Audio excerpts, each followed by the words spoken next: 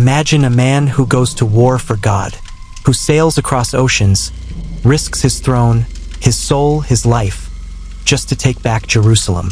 Imagine that he does what others could not, that he succeeds, without bloodshed, without siege, without slaughter, and then imagine that instead of being welcomed as a hero, he is cursed, cast out, excommunicated. This is not fiction. This is history, and it is darker than you think. Because in the strange tale of the Sixth Crusade, victory wasn't celebrated, it was punished.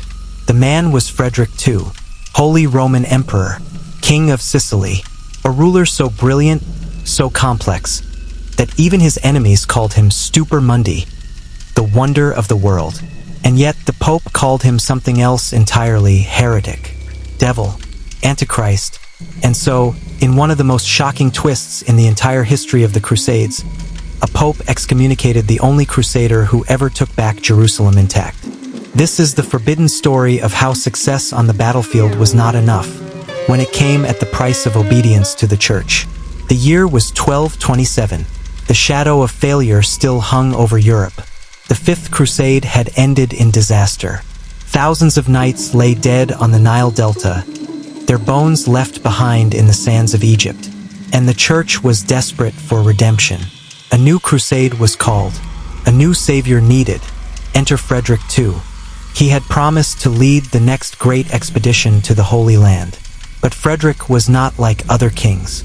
He was not a man who bent the knee easily, not even to the Pope. He delayed his departure once, then again. He cited illness, unrest in Sicily, political complications. But the Pope had heard enough. Pope Gregory IX was not a patient man. And in September 1227, he excommunicated the emperor. A shocking move. An emperor of Christendom, cast out like a dog, before he had even set foot on the crusade. But Frederick didn't retreat. Instead, he doubled down. He gathered his fleet, and in the summer of 1228, he sailed anyway. A crusader excommunicated by the Church, marching under the banner of the cross with no blessing from Rome. When he arrived in the Holy Land, the reception was ice cold. The local Crusader nobles were divided. Some refused to acknowledge him. Others feared being seen alongside a man the Pope had cast out. But Frederick didn't come to win friends. He came to win Jerusalem, and he didn't plan to do it with blood. You see, Frederick was not a man of the sword. He was a man of letters. He spoke Arabic. He studied science. He kept Muslim scholars at his court. And most importantly, he had already been in secret contact with the man who ruled over Jerusalem, Sultan Al-Kamil of Egypt. While the Church had called for war, Frederick had sent letters. And the Sultan had replied. Al-Kamil was a complicated figure, a nephew of Saladin, powerful general, but also a man under pressure. The Muslim world was fractured.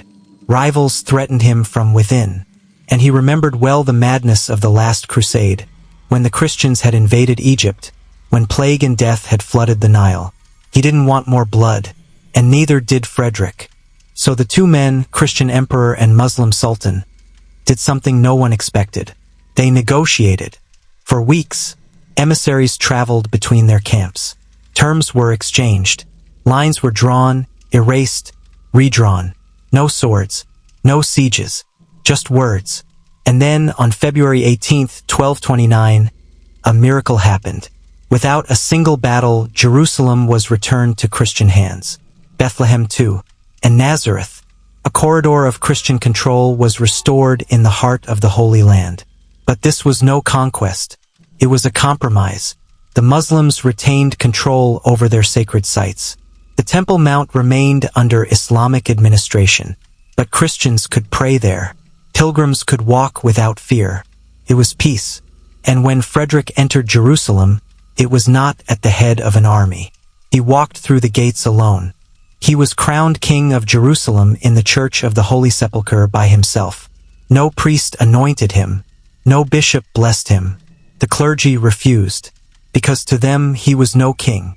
He was still excommunicated. And far from celebrating his success, the Pope in Rome raged. Pope Gregory IX declared the treaty shameful. A surrender, a scandal. He said Frederick had no right to make deals with the infidels, that he had compromised the faith, that he had dared to speak as an equal to a Muslim.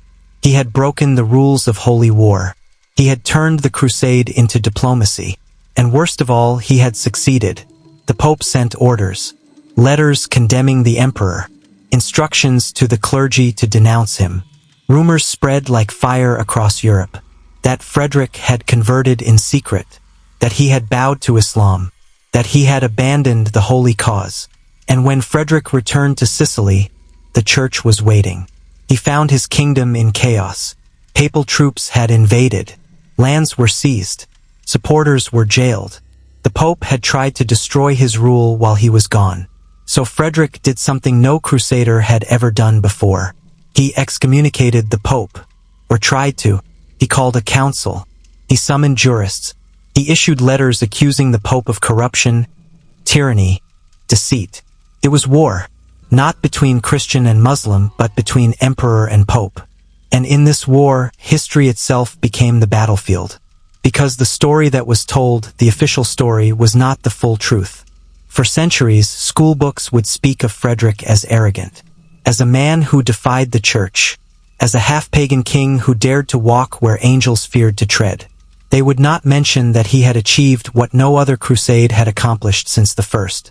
They would not teach that he brought Jerusalem back without slaughter, without massacre, that he chose peace over pride. They would forget that the man who brought back the holy city was cursed, not crowned. And in this, we see a truth too dangerous to speak aloud, that sometimes success is not enough. Not when it defies the narrative. Not when it exposes the machinery behind the holy wars. Not when it shows that maybe, just maybe, there was another way. The church had built the Crusades on blood, on sacrifice, on divine wrath, but Frederick proved you could win without it. And that was the greatest threat of all. So they erased him.